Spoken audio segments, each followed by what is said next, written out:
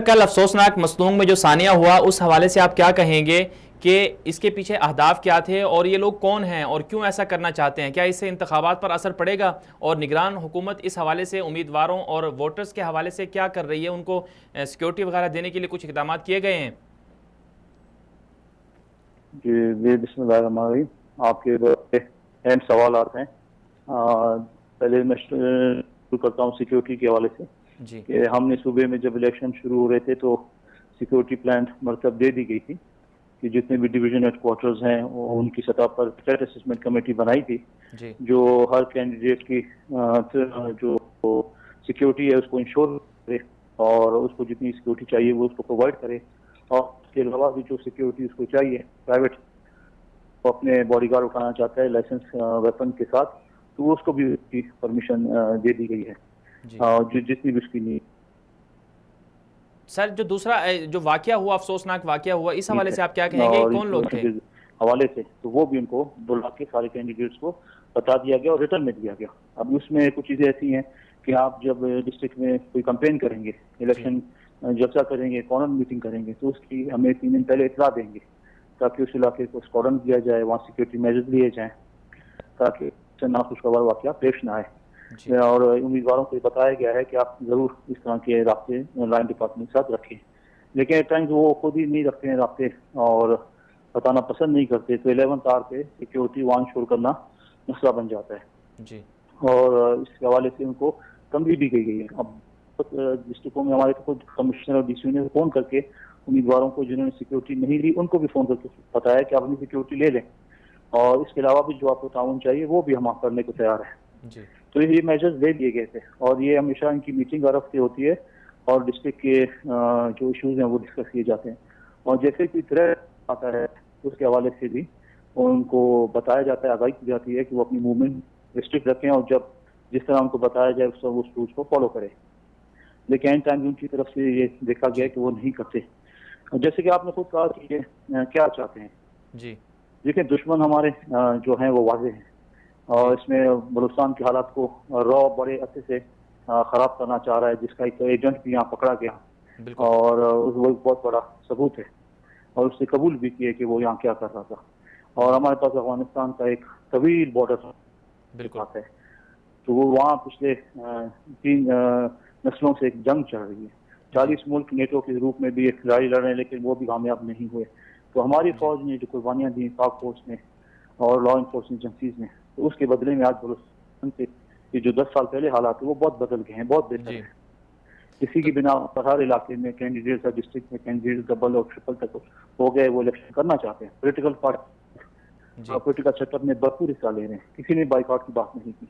तो ये चीजों का अंदेशा है कि मुल्क बहुत बेहतरीन सर और आपने जी सही डायरेक्शन पर है। जी तो उन कुर्बानियों के एवज में जो लॉ इन्फोर्समेंट एजेंसीज ने दी हमारे बिल्कुल मुल्क में आप देखें ना कि वहाँ पर कोयटा से 1.5 घंटे का रास्ता है अफगानिस्तान, लेकिन वहाँ पर एक जंग चल रही है और यहाँ पर लोग अपनी जिंदगी गुजार रहे हैं, कारोबार कर रहे हैं, बिजनेस कर रहे हैं। और आपका देखें तो जो अहम चीज़ है वो सीट है। पहले दुश्मनों की सीट के हवाले से बड़ी कोशिश की कि इसको सबूताज करें जिसमें जी वो नाकाम हुए क्योंकि हमारे जो इन्फोर्समेंट एजेंसीज हैं उन्होंने बड़ी कुर्बानियाँ दी। उसके नतीजे में उनके जो नापाक अजाम थे वो खाक में मिल गए। बिल्कुल अब वो साथी हमारे जो डेमोक्रेसी है उसको भी डिलेट करना चाहते हैं, बिल्कुल लेकिन इंशाल्लाह उनको मुंह की कहानी पड़ेगी जी क्योंकि सर हमारे आपने माओ जी हमारी फौज वो कंधे से कंधा मिला के खड़े हैं, हाथ से हाथ मिला के खड़े हैं बिल्कुल और इसमें किसी की हिम्मत पस्त नहीं हो। जी सर आपने कहा कि ये रॉ के जो लोग हैं और इसी तरह जो है ना हुकूमत दीगर पड़ोसी मुल्क हैं अफगानिस्तान वो इसमें शामिल हैं। तो क्या जो रॉ का एजेंट पकड़ा गया था कुलभूषण यादव वो हमारा दूसरा पड़ोसी मुल्क ईरान से भी तो आया था? तो क्या ऐसा तो नहीं है कि ईरान और इंडिया, और ये भी कहा जाता है कि इंडिया के जो है ना हेड क्वार्टर रॉ के जो है ना ईरान के अंदर भी हैं, तो हम दोनों पर फोकस नहीं कर रहे, क्या वजह है?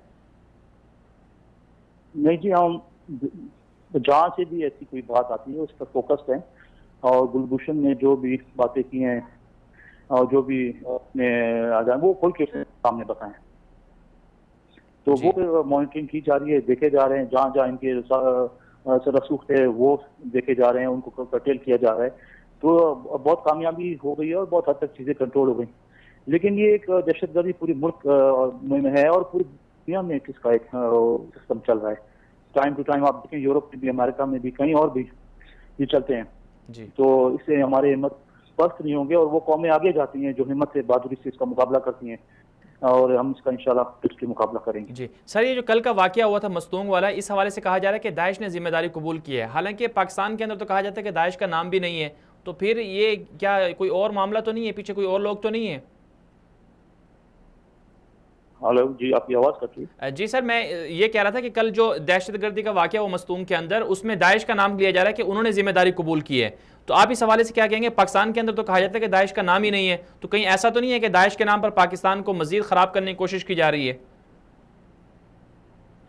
देखिए, आपकी आवाज़ मुझे पूरी नहीं आ रही, लेकिन थोड़ा जो समझाऊँ जी वो इसके हवाले से पूछ रहे हैं। ये एक वेबसाइट पे उन्होंने कबूल किया, एक वेबसाइट पे उसने इतराफ़ किया कि हमने किया। तो अगर दाइश हो या KCPO, आपको तो पता है कि इनके पीछे किसकी फंडिंग है, उनके अज़ाइम क्या हैं, ये तो वाज़ेह है, इसमें कोई जी बात तो है नहीं। अगर वो किसी भी तंजीम के नाम से कबूल कर लें, उनके अज़ाइम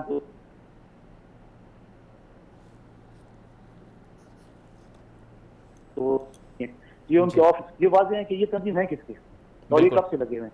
जी तो इनका मुकाबला किया जा रहा है और बहुत हद तक इनको इनके पूरे सिस्टम को कर्टेल कर दिया गया है। अब ये आखिरी सांसें हैं जो ये ले रहे हैं, तो इंशाल्लाह ये भी सारे कर्टेल हो जाएंगे, और जो भी कहीं से भी दहशतगर्दी हो रही है उनके साथ भी बात की जा रही है। जी जी जी आगा साहब, आखिर में ये फरमा दीजिएगा कि अभी जो वाकया हो गया, इसके बाद जो अभी इंतखाबात हो रहे हैं, अभी 10 दिन बाकी हैं, तो क्या अब मजीद यानी कि वोटर्स जो हैं उनको भी सिक्योरिटी का इत्मीनान दिला दिया गया है, तो अब इंशाल्लाह इस तरह कोई वाकया नहीं होगा, गवर्नमेंट की तरफ से मुकम्मल ताउन किया जा रहा है? देखिए, जैसे ये वाकया हुआ उसी टाइम मैंने होम डिपार्टमेंट और वज़ीर बलूचिस्तान में भी ये ऑर्डर जारी किए हैं कि जितने भी डिस्ट्रिक्ट हैं, डिवीजन हैं, उसमें जितने भी कैंडिडेट्स हैं उनकी सिक्योरिटी बढ़ाई जाए, और अपने जो थ्रेट असेसमेंट कमेटीज हैं वो रिविजिट करें अपनी पॉलिसीज़ को और उसको बेहतर से बेहतर बनाने की कोशिश करें, और जितने भी कैंडिडेट्स हैं उनको कोड ऑफ कंडक्ट का पाबंद किया जाए कि वो इस चीज़ को फॉलो करें। ये सिक्योरिटी उनकी बेहतरी के लिए बनाए गए हैं, बिल्कुल। देखें ना, ताकि वो हमसे चीज़ें शेयर करेंगे तो सिक्योरिटी मेजर लिए जाएंगे। जी जब वो शेयर नहीं करते, कभी दिन को निकलते हैं, कभी रात को, आधी रात को निकल जाते हैं, तो इसकी आगाही तो उनको देनी चाहिए ना कि ताकि उनकी सिक्योरिटी मेजर्स लिए जाएं। बिल्कुल। तो इस पर सख्ती से फिर से अमल दरामद के लिए कहा गया है, लिख के दे दिए गए, सबको पाबंद किया जाए, और कोई इसके जमरे में अगर आएगा तो उसको as per the Election Commission के कोड ऑफ कंडक्ट से इनको अभी फाइन भी किया जाएगा, जी ताकि ये सख्ती से इस चीज़ का अमल करें। और अगर किसी को ज़्यादा सिक्योरिटी चाहिए, वो समझता है, तो वो हम उसको और भी ज़्यादा सिक्योरिटी देने को तैयार है। रियासत में इस चीज़ की कोई कमी नहीं है और रियासत भरपूर तरीके से इनको ताउन करेगी।